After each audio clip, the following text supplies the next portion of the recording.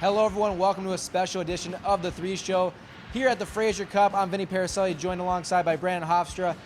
One of these 6 teams here at the event this week is going to take home the Fraser Cup. The question is who? We're going to find out that answer today. You know, it's been a wild ride for all these teams to make it here to St. Peter's at the Recplex. It's been a crazy postseason. Now we're down to 6. Somebody's going to leave here this weekend, Fraser Cup champion. Who will it be? We don't know yet. That's why you're tuned in. That's why you're here. That's why you're watching this. But what do you think, Vinny? It's going to be a great week. That's what I think it's going to be. We're going to have some exciting games for you. We're going to preview all 6 teams here at the event, but first, we're going to tell you how the tournament works. 6 teams here at the tournament. They are split into 2 pools of 3.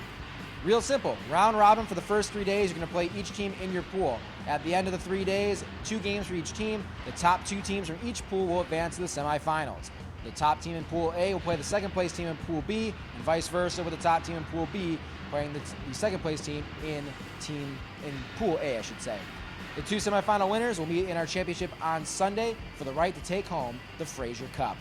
6 teams are here, 1 from each division, a wild card as well from the Frontier. Let's get you into the teams that are here at the 2022 Fraser Cup Championship. In Pool A, it's the top seed Northeast Generals. They come into the Fraser Cup after a 45-2 regular season where they went 44-0 in divisional play. They went 1-2 at the NA3HL Showcase back in December. They beat Rochester, who they'll play today, 3-2 in overtime before losing to Mason City and the Texas Road Runners. They swept the Bay State Bobcats in the first round of the playoffs before needing all 3 games to take care of the Danbury Junior Hat-Tricks. Leading scorers in the regular season include Braden Kennedy. He had 59 points on the season, 23 goals and 36 assists. Matthew Nizzolo had 58 points, and then there's Nolan Murphy, who registered 51 points and led the Generals with 30 goals. Unlike Generals teams of the past, it isn't just one line doing all the damage. 10 players on the club had over 30 points in the regular season. In goal, they have a plethora of options. Demar McCoy appeared in 22 games, going 19-2 with a 209 goals against and a 918 save percentage. Mason Joseph was a perfect 18-0 with a 138 goals against and 946 save percentage. He also had 7 shutouts, Brandon, to lead the league. Then they acquired Luke Fundador late in the season, and all he's done is go 8-0 with a 163 goals against and a 945 save percentage. Let's take a look at the team that Northeast will be playing here today, the Rochester Grizzlies. They went 38-6-3 in the regular season, winning the Central Division regular season title. They closed this year getting red hot, going 14-0-1 in their last 15 games. They went 1-1-1 at the Showcase this year, losing to Northeast in overtime, beating Helena, and losing to Granite City, all teams that are here at the Fraser Cup this weekend. The Grizzlies swept Wausau before needing 3 games to dispatch the Oregon Tradesmen. Rochester made it here a year ago, falling in the Fraser Cup Finals to North Iowa. Kyle Bauer is the team's leading scorer as he picked up 24 goals and 55 points. Justin Wright notched 48 points of his own, and Adam Johnson has 43. And you can't forget about Cole Gibson. He's had 13 goals and 38 points in the regular season, but in the playoffs, he has 8 goals and 10 points in just 5 games. In goal, we've primarily seen Zach Weiss, 24 starts in the regular season, a 22-2 record with a .170 goal against average and a .927 save percentage to go with 4 shutouts. Weiss was on the Grizzlies club that was here last year, mainly as a spectator, as he watched Shane Soderwall man the crease. Now he'll get his chance in the NA3HL's biggest stage. Then the final team in Pool A, the wild card team here at the event, the Gillette Wild. They are here as they had the most points among the 5 division final losers. Hard to have a tournament with just 5 teams. We needed a 6th, and they had the best regular season amongst the 5 clubs that lost in the last round. They obviously deserve to be here. 4th most points of all the teams in the NA3HL. They went 41-4-2 this season, finishing 2 points behind Helena in the Frontier Division. They beat Bozeman in the first round of the playoffs and had an epic 3-game showdown with the Bighorns in the division final. All 3 games needed overtime, with Gillette winning the first game and Helena taking the next 2. Declan Young is one of the best players in the league. He had 48 goals, tops in the NA3HL this season. He had 88 points, good for 3rd among all players. He'd be the guy teams need to slow down, but Tucker Lean had 25 goals and 71 points. And then there's Isaac Young, who also had 25 goals, and he ended the year with 63 points. In between the pipes, the Wild can go either Jake Turek or Jack Orchard. The numbers are nearly identical. Jake Turek went 19-3-1 with a 181 goals against average and a 939 save percentage. He had 2 shutouts. And Orchard went 19-1-1 with a 189 goals against and a 932 save percentage to go with 3 shutouts.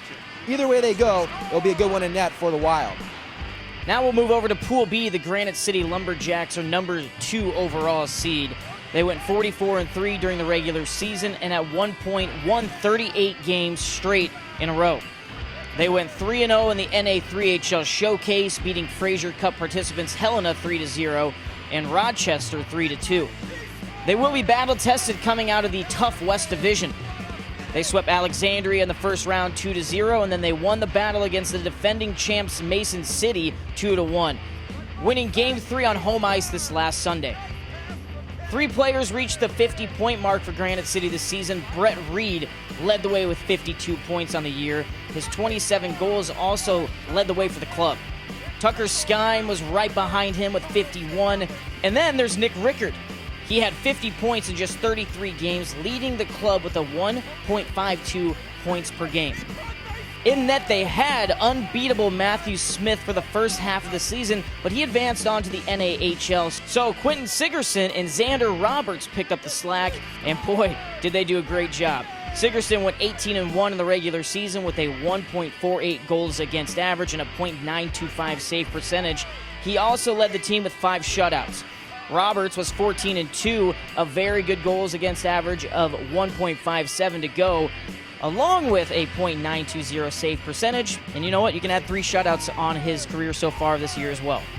Then we have the Helena Bighorns, the champions in the Frontier Division. They were here back in 2019. They're back again, hoping for a different result. They went 42-3-2 in the regular season, just edging the Gillette Wild for the top seed in the division. They'll get a rematch with Granite City today, who they lost to at the Showcase back in December. They also lost to the Rochester Grizzlies at the event before beating the Texas Brahmas. Up front, they are led by Tyler Green, who had 31 goals and 79 points on the season. Sam Feemster led the team with 40 goals and finished with 73 points. He also had the game winner in that epic Game 3 win on Saturday night. Adam Harvey picked up 25 goals and 70 points in the regular season, but nobody is hotter than Liam Bland. A hat trick in Game 2 and Game 3 of the Frontier Division Finals. When his team needed him most, he came up in the clutch.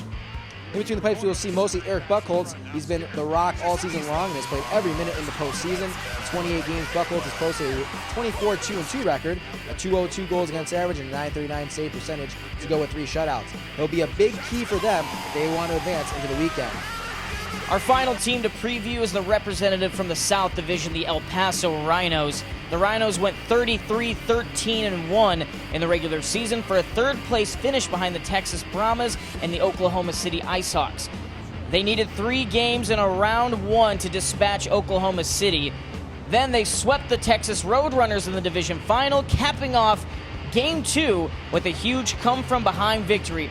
Caden Butler was the leading scorer for the Rhinos. He had 31 goals and 76 points in just 39 games, averaging almost 2 points per game. Matthew Gross was almost a 2-point-per-game player, as well as he logged 28 goals and 60 points in just 31 contests.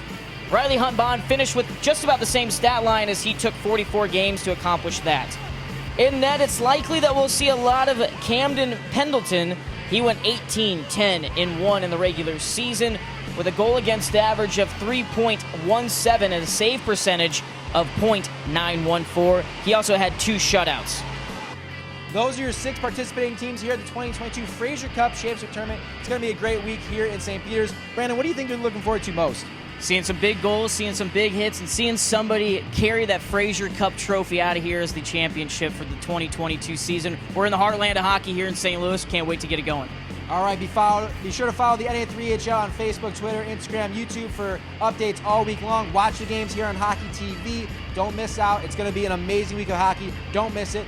For Brandon Hofstra, I'm Vinny Paracelli. Thanks for watching this special edition of The 3 Show.